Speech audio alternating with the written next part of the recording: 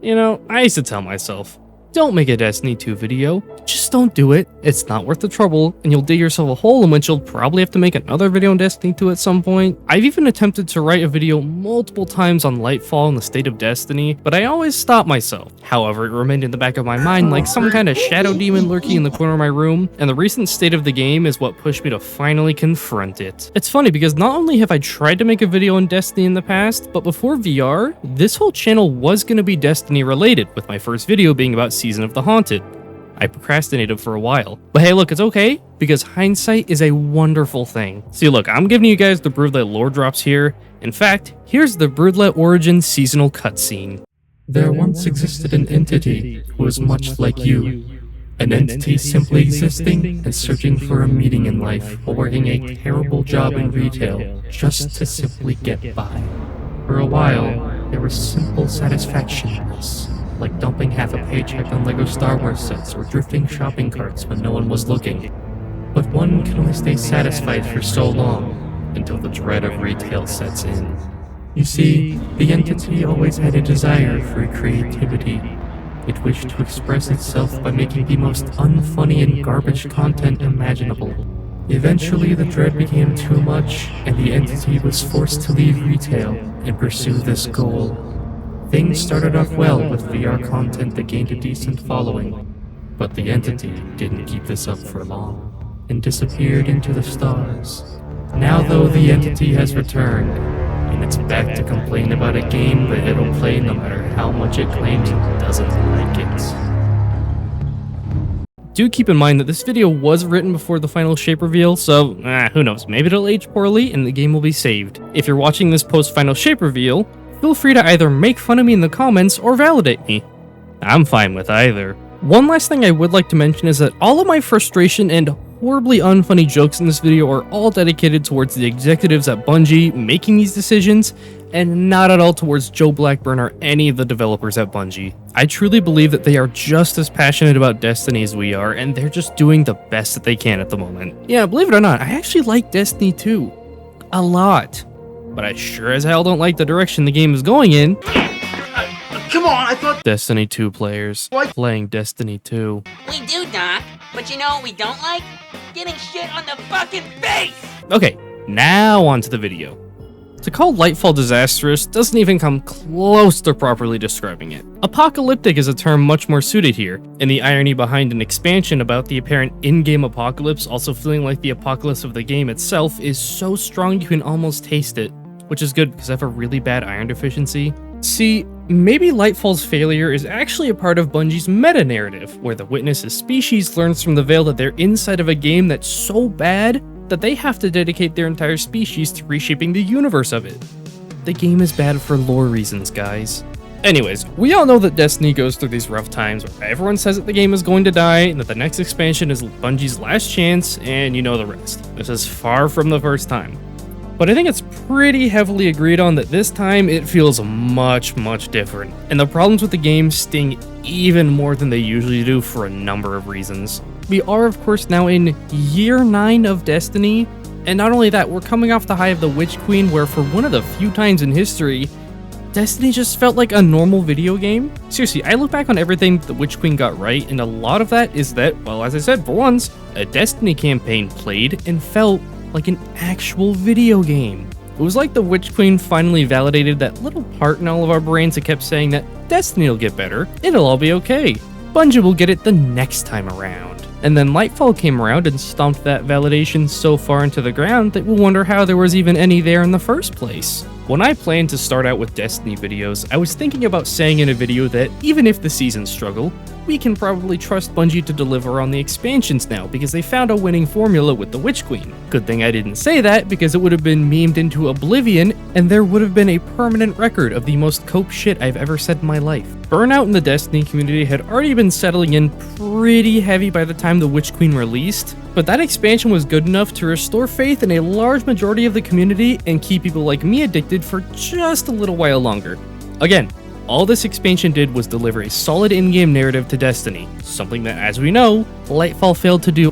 The Witch Queen being delayed by half a year also probably helped with the overall quality of the expansion, and it makes me wonder how Lightfall would have done given another half a year too. It also does bring up the conversation that maybe Destiny expansions should be given a longer development time, but that's a video for another time.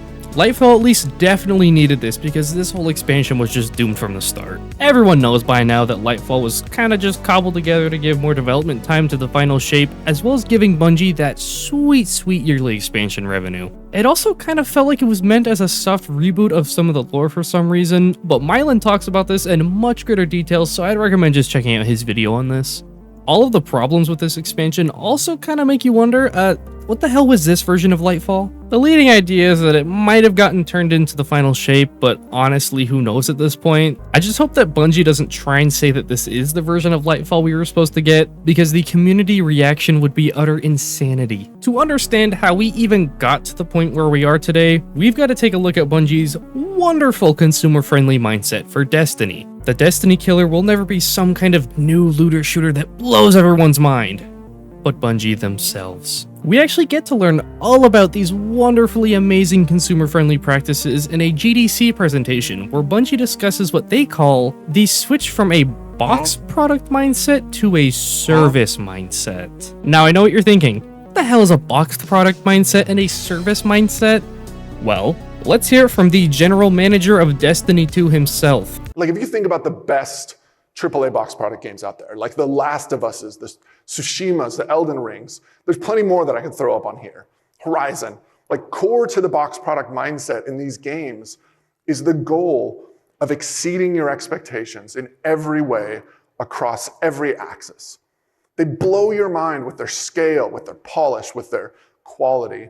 And this idea of taking a game, taking any creative idea, and doing all of that iteration in secret at your studio so that the only thing you release, the only thing your audience sees is near perfect, that is what we're talking about at Bungie when we say the box product mindset. And so I'm not trying to criticize it, I'm just setting it up to contrast it with a different approach that we've now had to adopt for Destiny.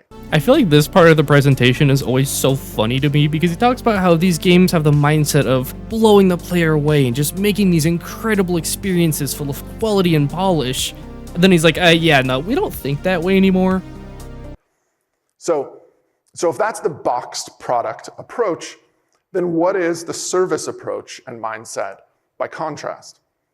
And more than anything else, being a service is about being fast.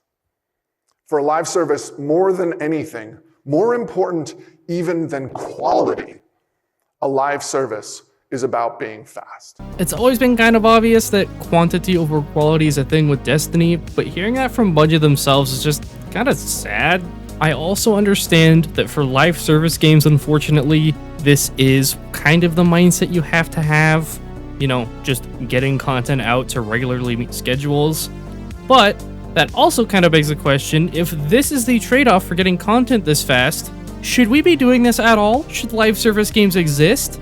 And of course, this doesn't even apply to just Destiny 2 because of course, every fucking game now has to be a live service game filled with battle passes, seasons, and skins, and all this stuff. Some games do it alright, but for the most part, it has not been ending well for these studios trying to chase this trend. And the fact is that this wouldn't even be a trend in the first place if it wasn't making so much goddamn money, and now everyone wants in on that. Bungie also lets everyone know that how good your game is, that doesn't matter, as long as you're getting content out as fast as possible. They are directly encouraging the release a broken game now and fix it later mindset. I mean, come on. Why make meaningful and deep content? You can just make content that exists for the sole purpose of being consumed, literally just for the sake of it. The seasonal content for Destiny in particular doesn't exist for any other reason than to say that they released another season. There's nothing to it. I don't think there's a single seasonal activity that people are actually going to look back on and be like, oh yeah, that was a great experience. Also, of course, the faster you release more content,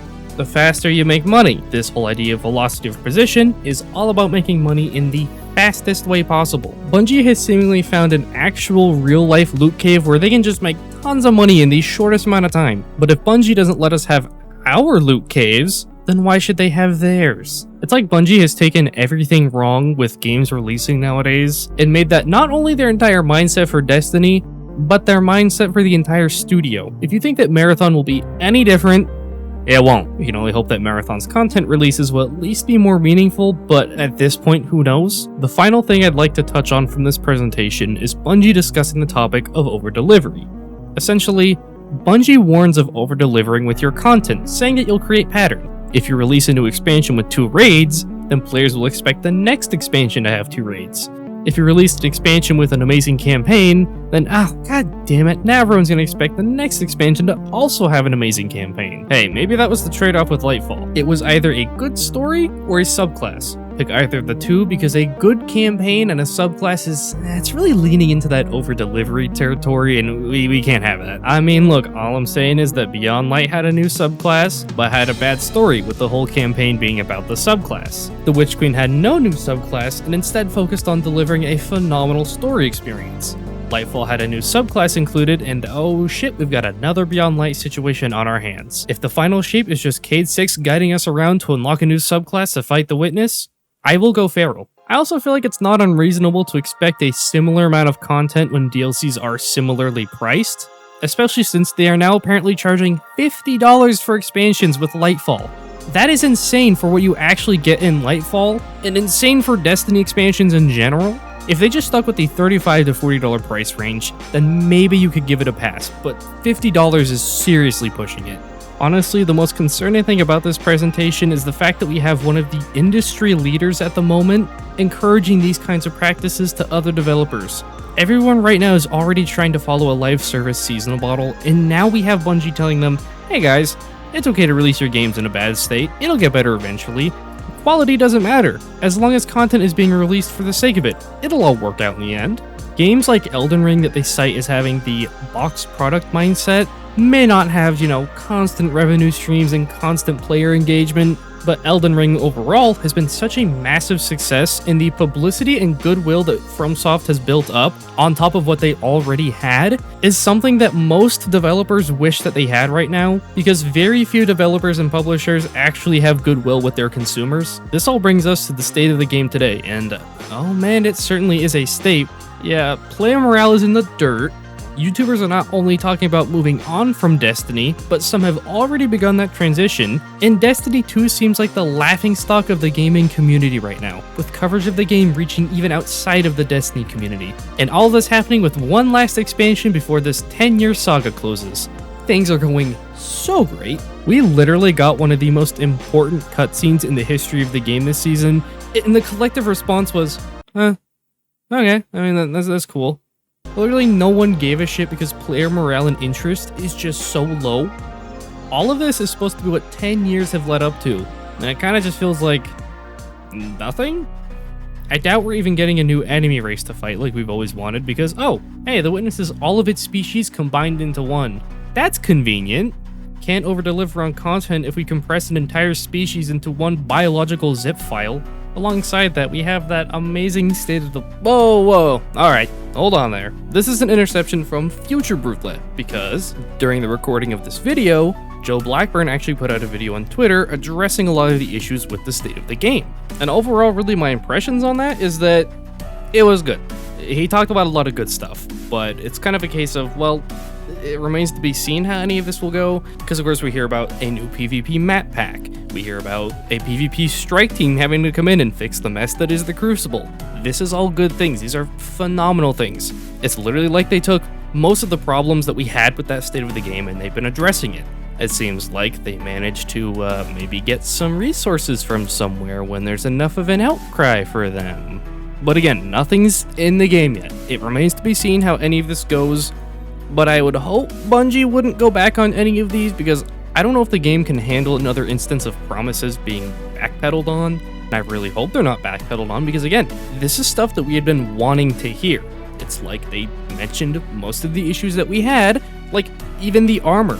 They fully clarified what was going on with the ritual armor instead of just, people didn't like it, which they say something they should have communicated, and yes, they should have communicated that. But they do say that they are opening up communications again, just, of course, as long as the devs don't get harassed, which you guys already know how I feel about that. Don't harass devs. Please, go outside, enjoy life. For now, all I really have to say, is that it was a good response, we heard good things, now let's see those good things in action. That's all we're looking for. Okay, back to the rest of the video. It kind of feels like Destiny is being supported by just enough people to keep the PvE and monetized aspects of the game around, while everyone else is spread out to work on other projects. And don't get me wrong, there is nothing wrong with having developers work on other games, especially developers like Chris Barrett, who've been working on Destiny since 2008. Now he's the lead on Marathon, and it sounds like Marathon is kind of his baby at this point, and that's awesome. That's amazing. These people are so incredibly talented, and it's awesome to see them working on new projects. It's just sad that Destiny's just kind of getting pushed to the side. I mean, the game is so massively popular, but it does need a very large team to properly maintain, and I think that's kind of the problem here. And we also know that Marathon isn't the only other game that Bungie's working on. There's like 3 other games or something like that, so it would make sense that Bungie is stretched so thin that they have just enough developers to keep Destiny afloat. Now either that, or they don't want the PvP of their old game to compete with their new PvP game, but that's besides the point. All of this just kind of explains the issues with content in Destiny at the moment. The teams aren't big enough, nor do they have enough time, nor do they have enough resources to make any meaningful content. That's why every seasonal activity is meant to be thrown away. That's why every event is the exact same. It seems like there's no room for anything other than the bare minimum. Because remember, even if they do have the time for something, they have to make sure it's not over-delivering on content. I can only imagine how many ideas have been shut down just because of that fact. I mean, yeah, Bungie successfully releases seasons every 3 months and has been doing that for like 2 or 3 years. But seriously, what's the point if none of what's released is any good or meaningful in any way? Instead of focusing on interesting content that is fun and replayable, we get stuff that exists again to just be consumed and then forgotten about. And that's it. While also charging more and more with increasingly expensive expansions and new methods of monetization. Can we really do another year next year of these exact same kinds of seasonal activities without any changes? The game just needs some kind of simple variety. Like, I've been playing Star Wars The Old Republic recently, and yeah, that game does have its problems, but it also has space battles and PvP. It is very simplistic. It's just like a space shooter. But it adds variety and something else to do. It's another way to level up and get gear. Destiny could really use something like this, but I just don't think we're ever gonna get it at this point. It almost feels like Bungie watched a tutorial or something on how to ruin their game. Oh hey, maybe they did.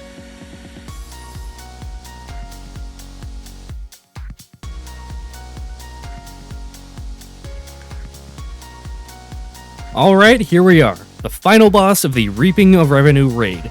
You've built up player trust, completed the jumping through hoops to make excuses jumping puzzle, and now it's time to destroy that player trust. This is less a battle of DPS and more a battle of attrition. Unfortunately, I don't have any footage of this, so I'll use a highly detailed mock-up instead. Starting with team composition, you'll want to put half your fire team on A side and the other half on B side. Designate both teams Team A and Team B. Team A will have the task of charging the Marathon Relic, while Team B distracts the player's trust boss, while also draining money from the boss that will be picked up by Team A to charge the Marathon Relic. Now, as soon as the encounter starts, have everyone on Team B stand in the circle in the middle of the room. This will give them the Burden of Development debuff. This will allow you to interact with terminals littered around the map, these being the seasonal terminals, the expansion terminals, and the Eververse terminals. Interacting with one of these will initiate a minigame involving quick button presses that will test your reflexes. It's very fast, but very simple and easy to pull off. Completing these minigames will reward a cash drop for Team A. Each terminal does come with a cooldown, however, to avoid over-delivery. That means that in between terminal uses, you'll have to dodge the boss's attacks and ad clear with increasingly difficult enemies. Earning each cooldown is key here, since Team A's money stockpile will gradually decrease, which delays the relic charge. Team A, on the other hand, for the most part, will be helping with ad clear, but also trying especially to avoid the boss since they take double damage from it. When Team B spawns in a cash drop, have one Team A member run to it and also initiate a sequence of button prompts. This one is very similar to the terminals, but failing this sequence will cause the boss to drain the relic even more. As the relic is being charged, a message on your screen will appear saying server instability. This will require everyone in the fire team to head to a terminal and all complete a sequence before the servers crash, causing a wipe. The server instability mechanic is completely random and will happen more and more often the further the relic gets charged. Once the relic is almost done, the boss will do an attack that will destroy all terminals in the area. When this happens, 4 platforms will spawn that will require the players to collect letter orbs consisting of an S, an O, an N, and a Y. Have these players stand in a line in that order, and this will grant the Wealth of Billions buff and will fully charge the relic, defeating the player trust boss once and for all. The Destiny franchise as a whole has the potential to be something truly amazing. It always has, and it always will. I mean, that's why we've stuck around for so long. We were sold on potential, and the Witch Queen made it feel like we were finally reaching that potential. But now it's time to accept that unless Bungie's mindset changes, that potential will probably never be reached. Although to them, it probably has reached it. They have optimized the game to run on a bare minimum team, making the bare minimum content, while making an utterly insane amount of money. At this point, I just feel bad for the devs on the Destiny 2 team because they're left with this mess, and then they have to deal with the community's issues head on. Destiny has some of the best feeling gameplay, the best music, the best art design, lore, and that's all just being thrown away.